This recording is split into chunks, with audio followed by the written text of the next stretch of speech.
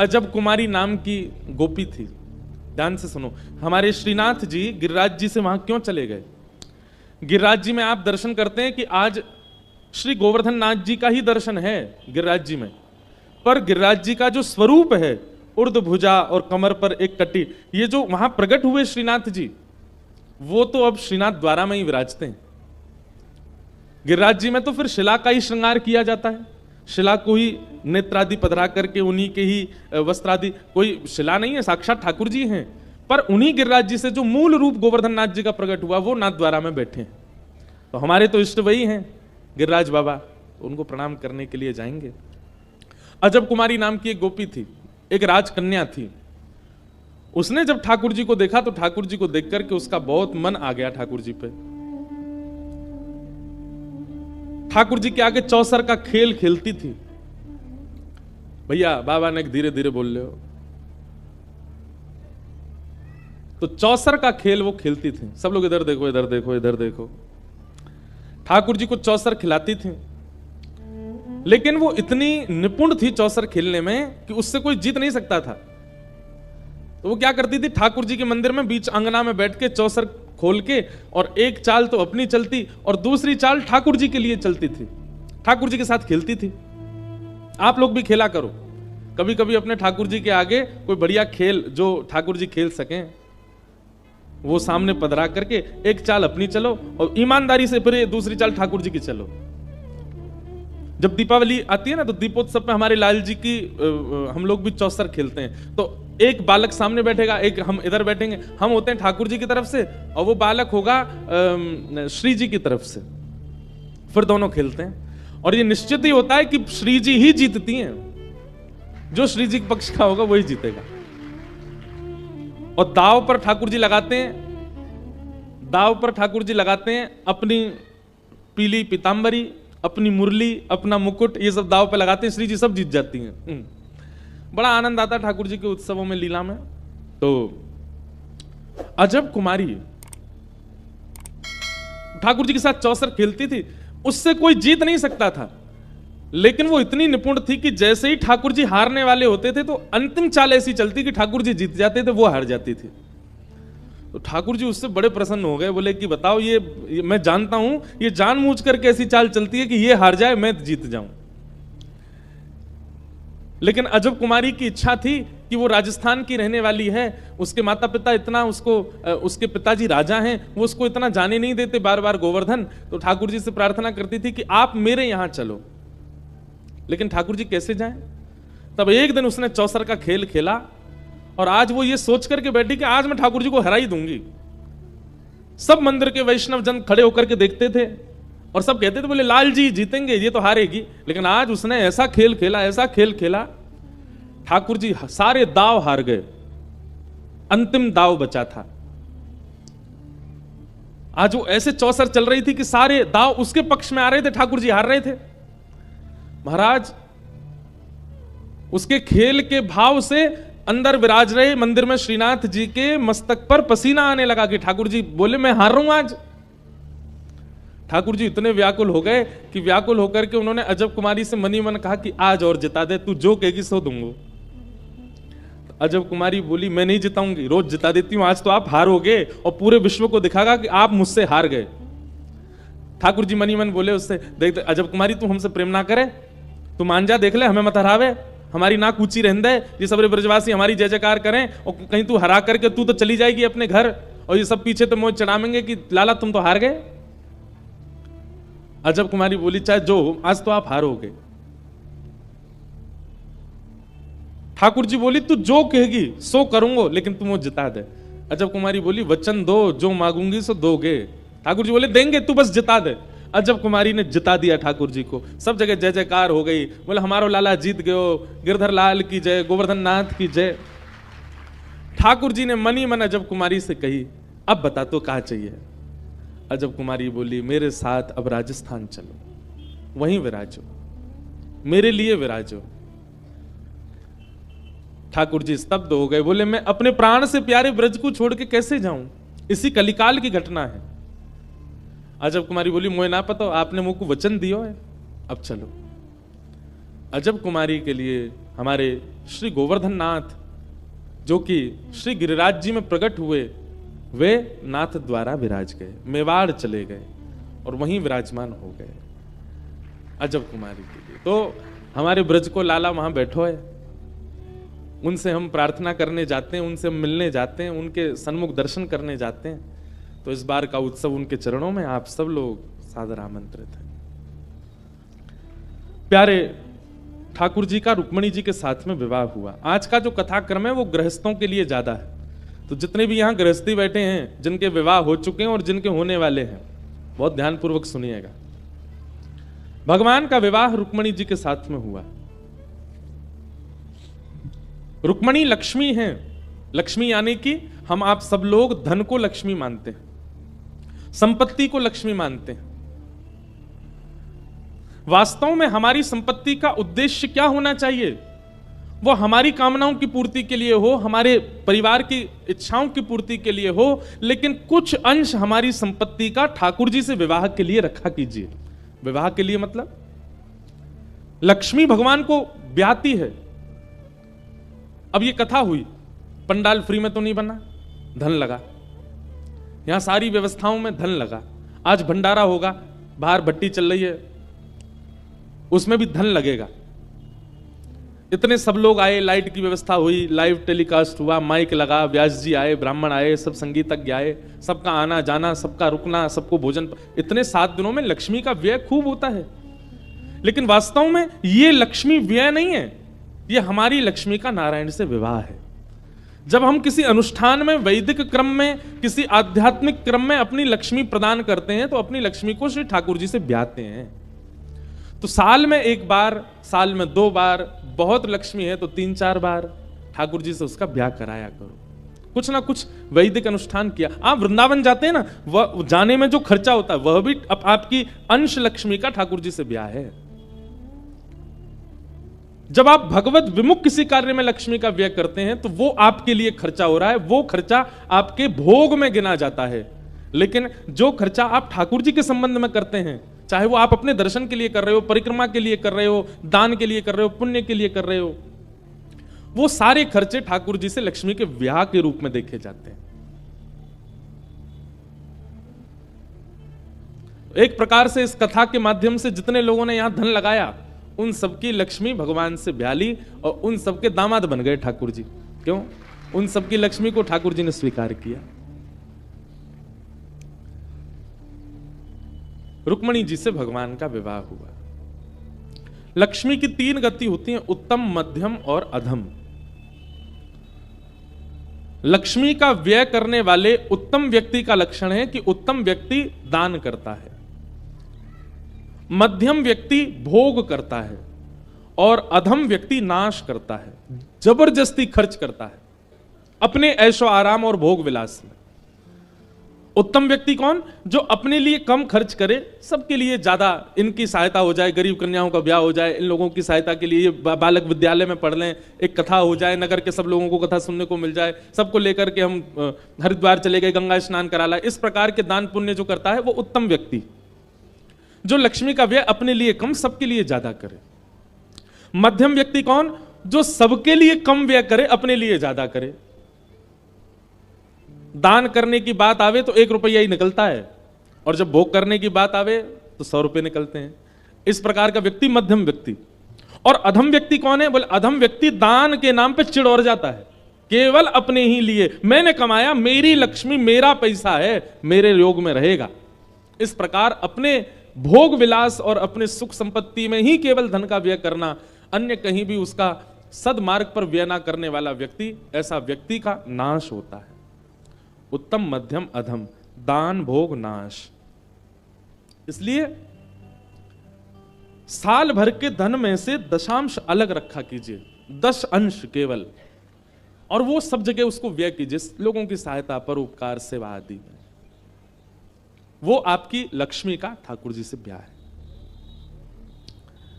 इससे होता यह है कि दशांश दान करने से, दशांश अलग निकालने से बाकी का बचा हुआ जो 90 अंश है ना, वो शुद्ध हो जाता है। वो आपकी बुद्धि, आपके बच्चों की बुद्धि, आपके परिवार में जितने भी लोग हैं, सबकी मति सुधारता है। धन का एक बहुत बड़ा प्रभाव यह है कि वो आपकी बुद्धि विकार युक्त कर देगा। अगर धन शुद्ध नहीं होगा तो आपकी बुद्धि सदमार्ग की ओर ना देख करके कुमार्ग को देखेगी, और सदमार्ग कुमार्ग से बचाने वाले लोगों को भी आपका दुश्मन बना देगी। कई लोग होते हैं वो ऐसे क्रिया करने लग जाते हैं तो सब लोग कहते हैं भाई क्या करें, इसकी तो बुद्धि मर गई है। ये बुद्धि मरती कब है? जब धन का दान नहीं होता, धन दूषित हो जाता है, तब व्यक्ति की बुद्धि मरती है और वो कुछ भी करने को तैयार हो जाता है। फिर शास्त्र कुछ कहें, गुरु कुछ कहें, माता पिता कुछ कहें, परिवारीजन कुछ कहें, उसको कुछ सुनाई नहीं देता, और वही करता है जो उसके मन में आता है। जैसे रावण ने क्या किया? रावण विद्वान था, रावण पढ़ा लिखा था, रावण वेदज्ञ था, रावण हमने संत जनों से सुना संध्या भी करता था। एक ब्राह्मण उचित कर्म जितने होते हैं सब ब्राह्मण करता था, रावण करता था।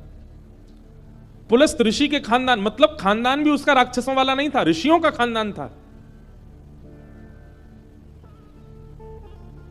परंतु उसकी मति कैसी मारी गई?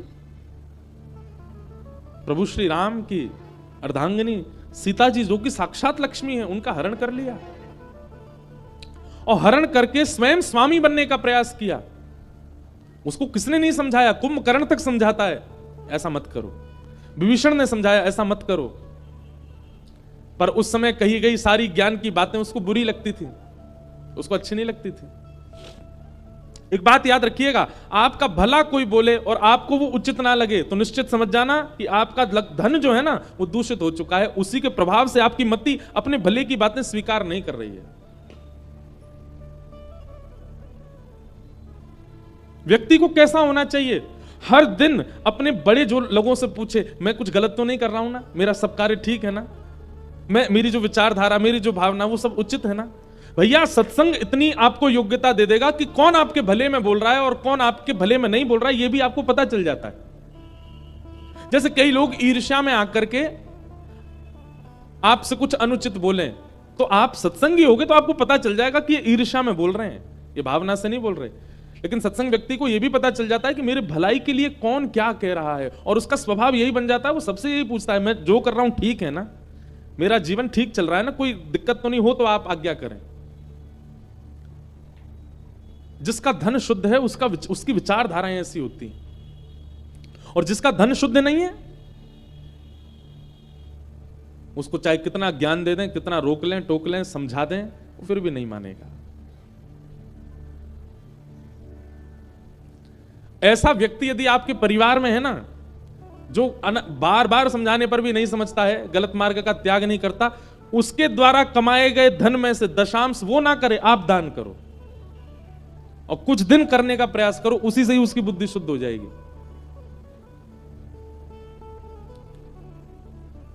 धन विकार युक्त होगा तो बुद्धि विकसित नहीं हो पाएगी। इसलिए अपनी अपनी लक्ष्मियों का ब्याह किया करो ठाकुर जी के साथ, कभी कभी अवसर मिले तो।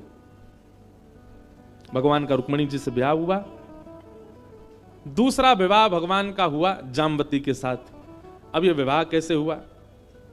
एक समंतक नाम की मणि थी द्वारिका में, सत्राजित यादव के यहां। भगवान ने जाकर के सत्राजित से कहा कि भैया ये मणि हमको दे दो, हम द्वारिका के कार्यालय में इसको रखेंगे। इस मणि से हजारों किलो सोना रोज होता है, अकेले व्यक्ति तुम इतने सोने का क्या करोगे? तुम बता दो तुमको कितना सोना चाहिए, रोज हम तुम्हारे घर भिजवा दिया करेंगे, बाकी का जो सोना है द्वारिका के विकास में लगाएंगे। लेकिन सत्राजित यादव ने भगवान को वह मणि देने से मना कर दिया। और कुछ दिन बाद वही मणि सत्राजित का छोटा भाई पहन करके कहीं गया तो वन में शेर ने मार करके वो मणि चुरा ली, शेर को भालू ने मार करके वो मणि चुरा ली, और इल्जाम लग गया भगवान द्वारिकाधीश के ऊपर। जब 5 दिन तक छोटा भाई लौट करके नहीं आया तो सत्राजित ने पूरे द्वारिका में हल्ला कर दिया, मेरे से मणि मांगने आए थे द्वारिकाधीश, मैंने देने से मना किया तो मेरे भाई का अपहरण करके इन्होंने मणि चुरा ली है। सोचो, इस दुनिया ने भगवान को नहीं छोड़ा तो हम तो इंसान हैं। द्वारिका के लोग जिन द्वारिकाधीश जी से लेकर के खाते हैं, जिनकी वजह से रह रहे हैं, जिनकी वजह से सो रहे हैं, जिनकी रक्षा में पूरी द्वारिका आनंद कर रही है, उन लोगों ने एक बार भी विचार नहीं किया कि हम भगवान के ऊपर आरोप कैसे लगा सकते हैं।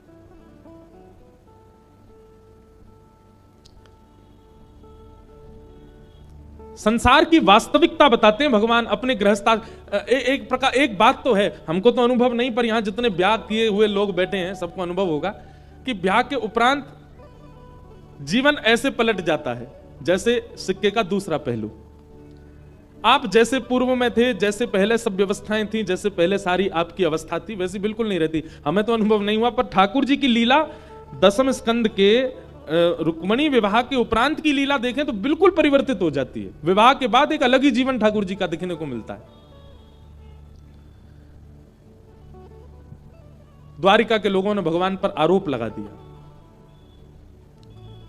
भगवान मंद मंद मुस्कुरा रहे थे अपनी स्वधर्मा सभा में बैठ करके और अपने सब मंत्रियों से कह रहे थे, देख रहे हो ये सब द्वारिका के लोग हैं, इनको बसाया मैंने, इनको खिलाता मैं हूं, सब काम मैंने करिए। इन सबको रात रात में मथुरा से लेकर के मैं द्वारिका आ गया, विश्वकर्मा से नई नगरी बनवाई, लेकिन एक भूल, एक चूक, और इन लोगों ने दूसरा विचार भी नहीं किया कि हम भगवान पर आरोप कैसे लगाते। पूरी द्वारिका में चर्चा होने लगी कि भगवान ने मणि चुराई है।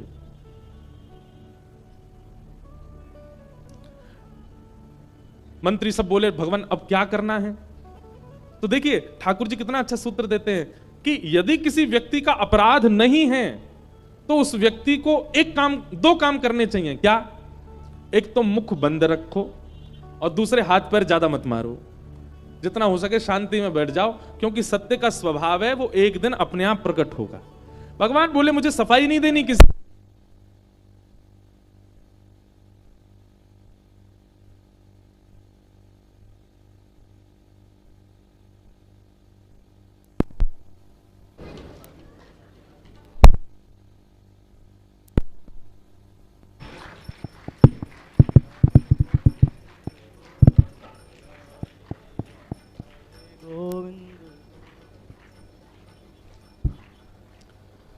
बोलो द्वारिकाधीश की जय।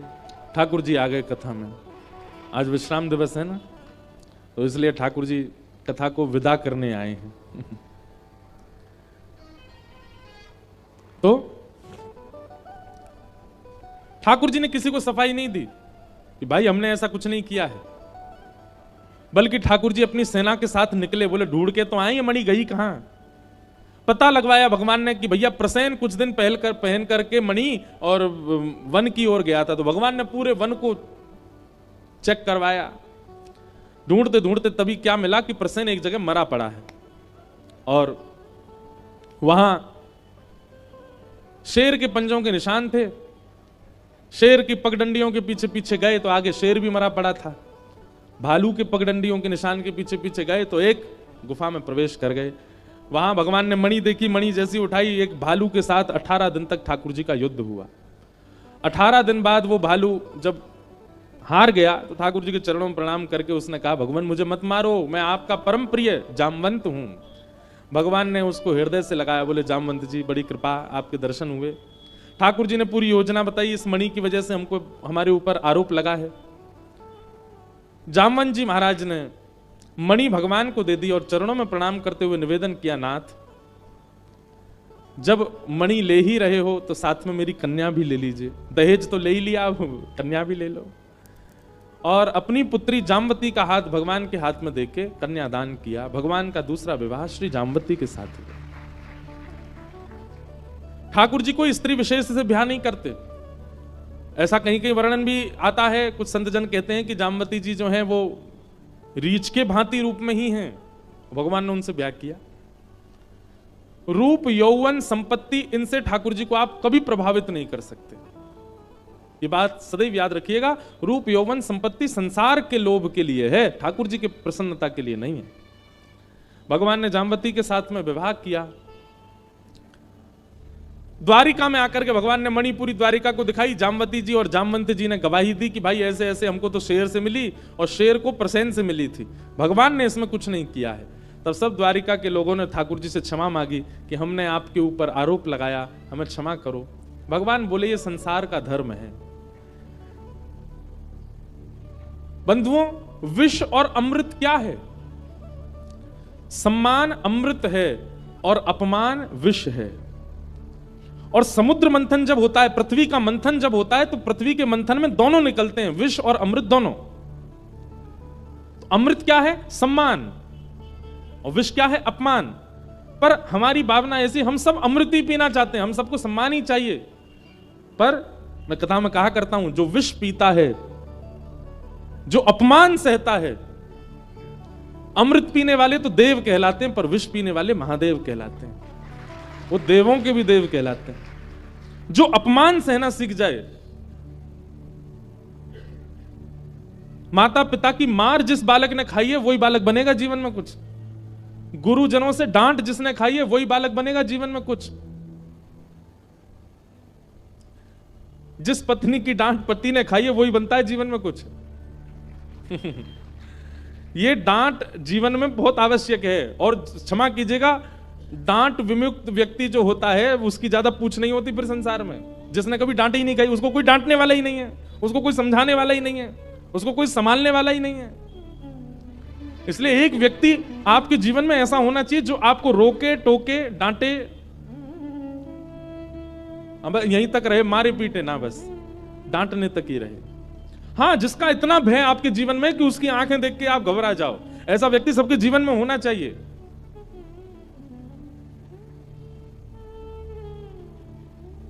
और वही व्यक्ति कुछ बन पाएगा।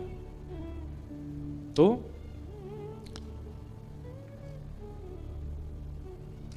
एक व्यक्ति ऐसा जीवन में रखिए। अब इसको कोई खरीद के थोड़ी लाओगे, लेकिन घर का कोई ऐसा व्यक्ति हो जो थोड़ा रोक टोक करना जानता हो, उसके थोड़े समीप रहा करो।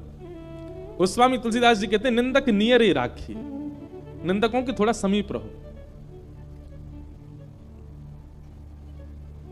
ठाकुर जी भी डांट खाते हैं भक्तों से, वैष्णवों से, संतों से।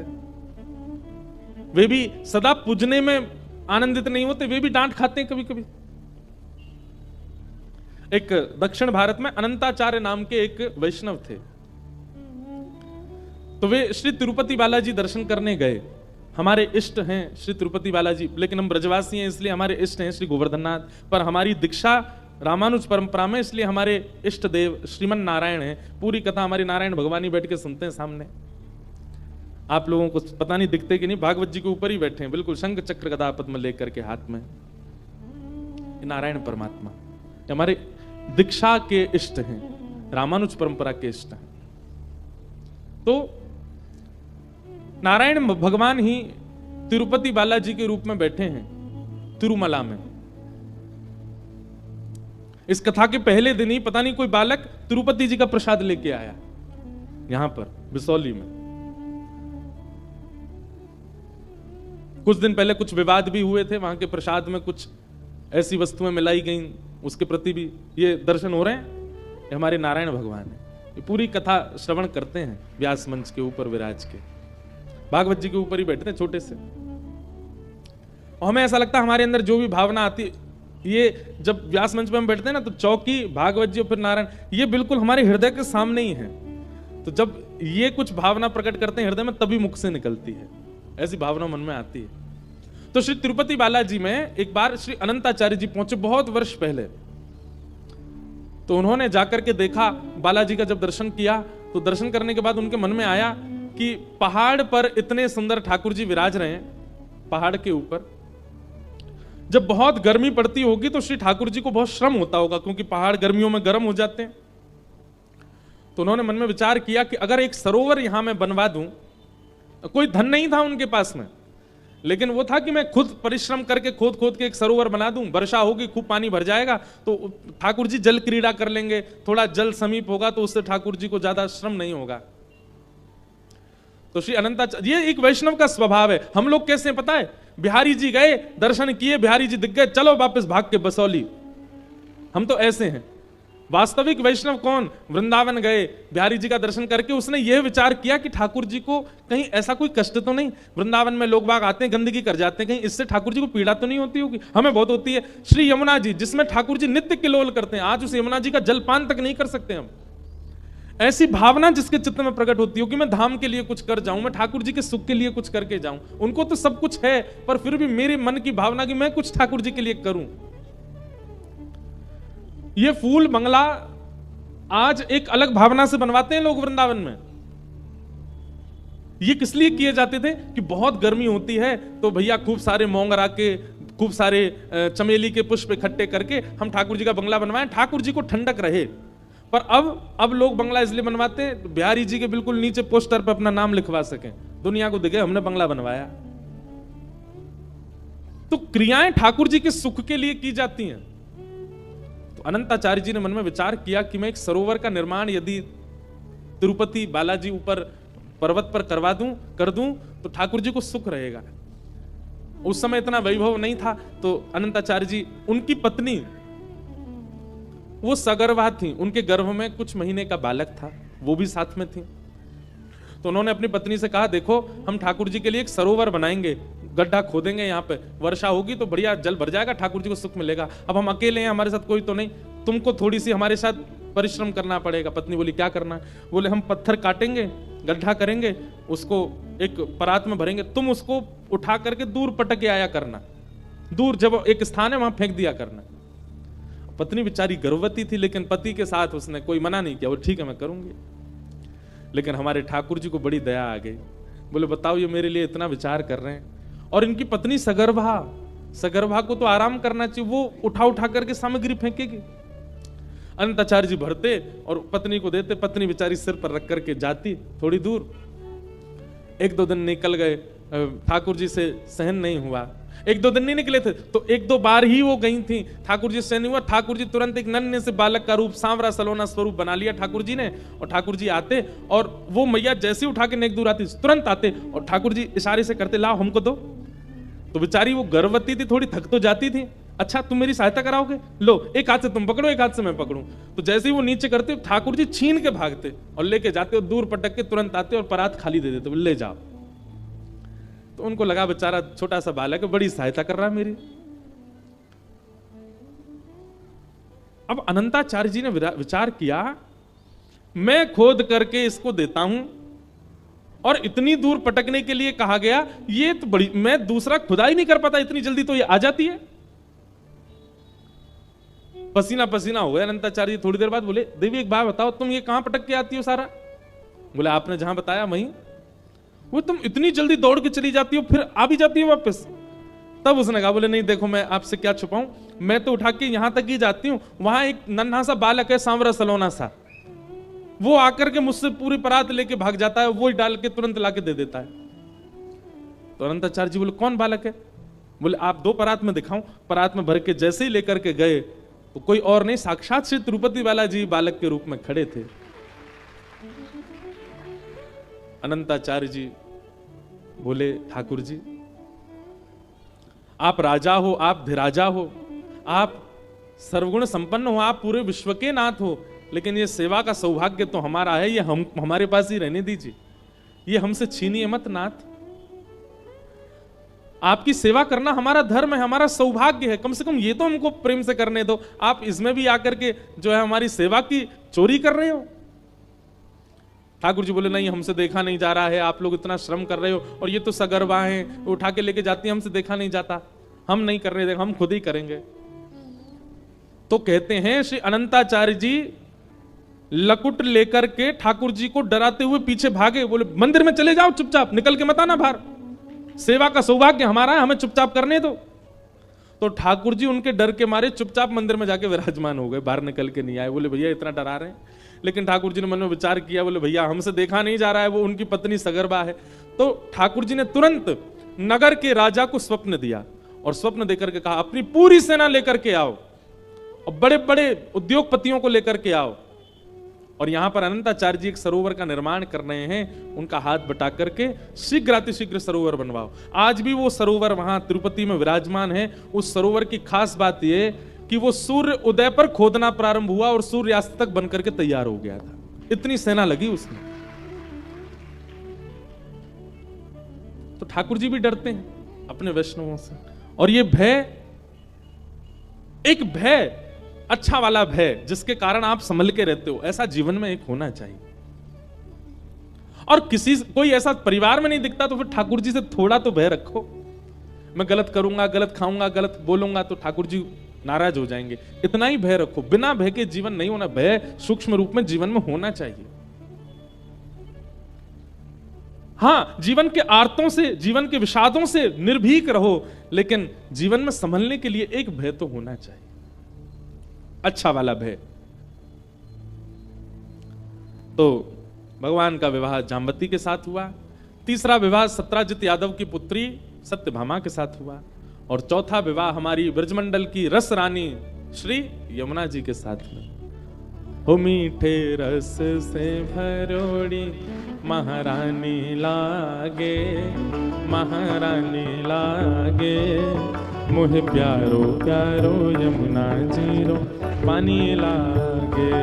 मीठे रस से भरोड़ी महारानी लागे, महारानी लागे, मुहे प्यारो प्यारो यमुना जीरो पानी लागे। मीठे रस से भरोड़ी महारानी लागे, महारानी लागे, मोहे प्यारो प्यारो यमुना जीरो पानी लागे। करताल बजा के गाते हुए सब लोग। महारानी लागे, महारानी लागे, प्यारो प्यारो यमुना जीरो पानी लागे। ओ मोहे प्यारो प्यारो यमुना जीरो पानी लागे। मोहे प्यारो प्यारो यमुना जीरो पानी। श्याम सुंदर श्री यमुने महारानी की।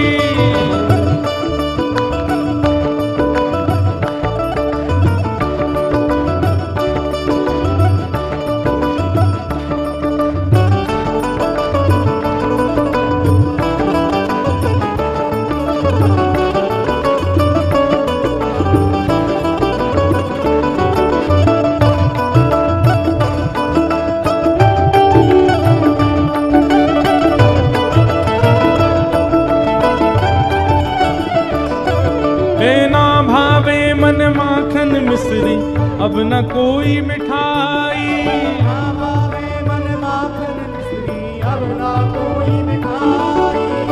मारी जी बड़िया ने भावे राधा नाम मलाई, मारी जी बड़िया ने भावे राधा नाम मलाई। मारी जी बड़िया ने भावे राधा नाम मलाई, मारी जी बड़िया ने भावे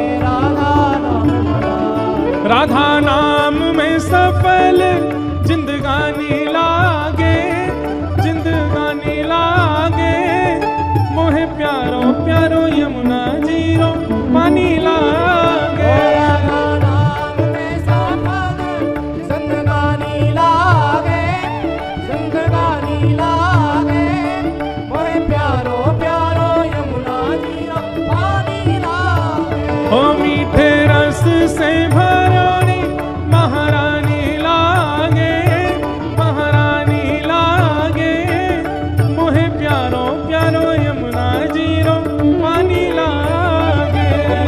रस से भरोड़ी महारानी लागे, महारानी लागे, मोहे प्यारो प्यारो यमुना जीरो पानी लागे। श्री राधा रानी की।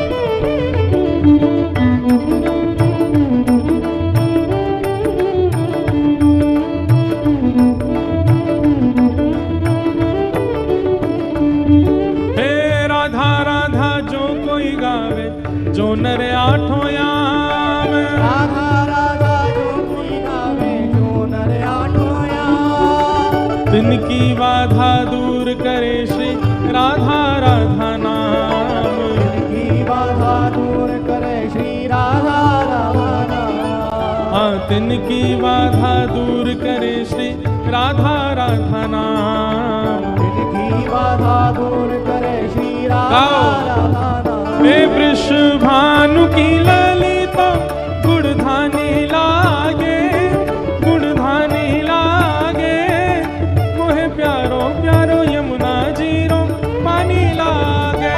वृषभानु की ललिता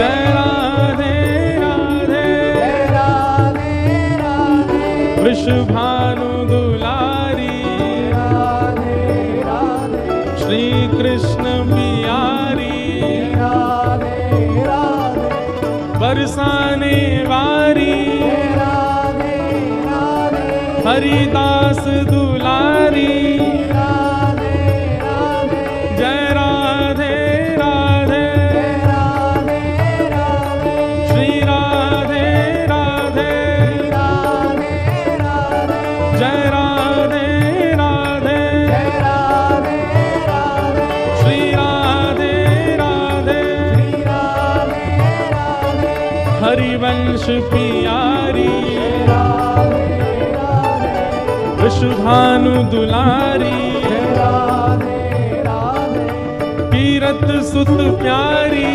राधे राधे श्री कृष्ण मनोहारी राधे राधे जय राधे राधे श्री राधे राधे जय राधे राधे श्री राधे राधे जय राधे राधे श्री राधे राधे जय राधे राधे श्री राधे राधे जय राधे राधे श्री राधे राधे जय राधे राधे श्री राधे राधे बरसाने वारी वृषभानु दुलारी कीरत सुत प्यारी श्री कृष्ण मनोहारी हरिदास दुलारी हरिवंश पियारी बरसाने वारी बड़ी भोरी भारी अति सुकुमारी कीरत सुत प्यारी जय जय श्री राधे जय जय श्री राधे जय जय श्री राधे श्याम सुंदर श्री यमुने महारानी की जय। भगवान का विवाह हमारी ब्रज की रस रानी श्री यमुना जी से हुआ। बंधुओं, यदि आप श्री यमुना जी का दर्शन करते हैं तो उनके रस तत्व को श्री जी का ही भाव माना कीजिए। सचल यमुना जी को देखना है तो सचल श्री जी को देखना है तो श्री यमुना जी हैं, उन्हीं की तदनुरूप हैं।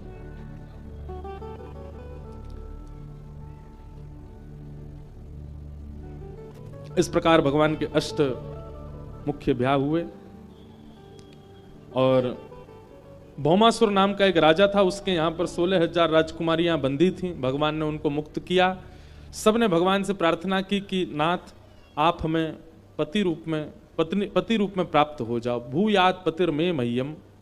और 16,000 राजकुमारियों के साथ भगवान ने विवाह किया। राजा नृण की कथा आती है आगे, जहां एक राजा, उससे दान में एक चूक हो गई जिसके कारण उसको गिरगिट बनना पड़ा। भगवान की कृपा से फिर वो अपने उस दोष से, पाप से मुक्त हुआ। नारद जी भगवान की ग्रहचर्या देखने आए, फिर भगवान की दिनचर्या बताई गई। पांडवों के अश्वमेध यज्ञ में भगवान 20,000 राजकुमारों को लेकर के पहुंचे, जो कि जरासंध के यहां बंदी थे। भीम के द्वारा भगवान ने जरासंध का वध करवाया और वहां से 20,000 राजकुमारों को मुक्त करा करके भगवान पांडवों के राजसूय यज्ञ में लेकर के गए। वहां शिशुपाल का भगवान ने अंत किया, जो कि भगवान को गालियां दे रहा था बैठ करके। पांडवों का यज्ञ पूर्ण कराया। तत्पश्चात आगे क्रम में सूर्य ग्रहण के समय सब ब्रजवासी और ठाकुर जी का कुरुक्षेत्र में मिलन हुआ। लगभग 100 वर्ष के बाद भगवान यशोदा मैया से मिले, नंद बाबा से मिले, मधुमंगल श्री दामा से मिले, ब्रज की गोपियों से मिले और हमारी श्री किशोरी जी से मिले। और एक रास हुआ।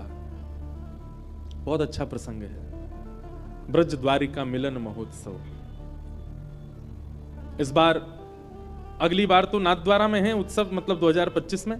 2024 का जो हमारे गिरधर लाल जी का उत्सव था वो द्वारिका में हुआ था। तब वहां पर इस प्रसंग को कहा गया था, ब्रज द्वारिका मिलन महोत्सव। और वहां ब्रजवासी कैसे मिले ठाकुर जी से 100 वर्ष बाद, द्वारिका के लोगों से। बहुत करुण प्रसंग है।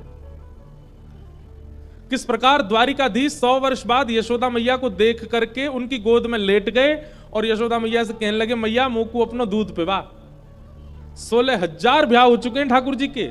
ठाकुर जी के पुत्र हो गए, पुत्रियां हो गई, इतनी संतान होने के बाद भी ठाकुर जी यशोदा मैया को देख करके यूं कह रहे, मैया बहुत दिन है गए, बहुत वर्ष है गए, मैया तू अपनो दूध पिवाए थे।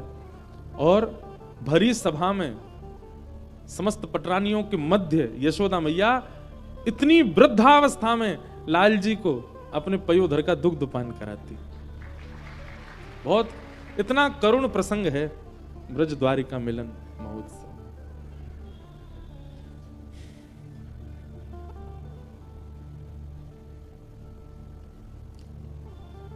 सूर्य ग्रहण के काल पर यह लीला हुई।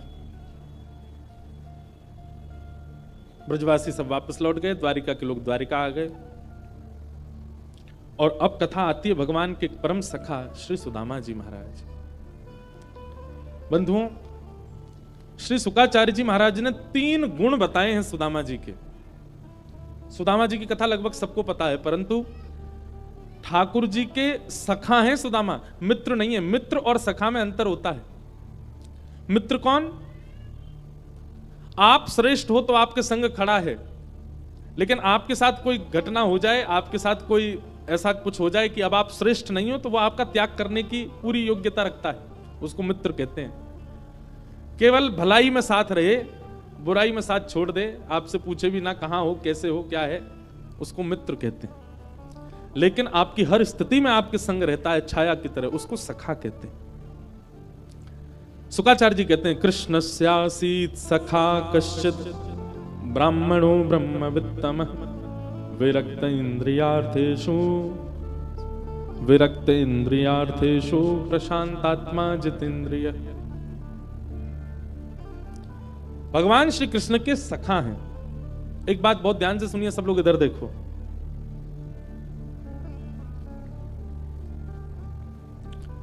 भगवान श्री कृष्ण के मित्र बहुत हैं,